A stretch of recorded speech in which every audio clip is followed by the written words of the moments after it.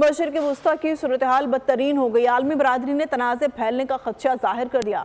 Secretary general Antonio Guterres کہتے ہیں ہم پاتال کے دہانے پر ہیں۔ اردن کے وزیر اعظم کا کہنا ہے اسرائیل عالمی قوانین کی خلاف ورزی کر رہا ہے۔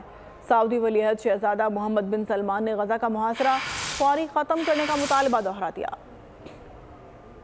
مشرق وسطی تباہی کے دہانے پر اسرائیل حماس جنگ پھیل سکتی ہے۔ عالمی برادری نے خدشہ ظاہر کر دیا۔ امریکہ کو جنگ میں ایران کی شمولیت کی فکر ستانے لگی۔ مشیر قومی سلامتی جیک سلیوان بولے شمال میں بھی محاذ کھل سکتا ہے۔ وزیر دفاع لارڈ آسٹن بولے علاقے میں لڑاکا طیارے بھیج رہے ہیں۔ اقوام متحدہ نے غزہ کے انسانی بحران پر تشویش کا اظہار کیا۔ عالمی ادارے کے عہدیداروں کے مطابق غزہ میں کھانے پینے کا بدترین بحران ہے۔ محفوظ راستہ ملے تو غزہ تک سامان چند گھنٹوں میں پہنچا سکتے ہیں۔ سیکریٹری جنرل انٹونیو گوٹریس کہتے ہیں ہم پاتال کے دہانے پر ہیں۔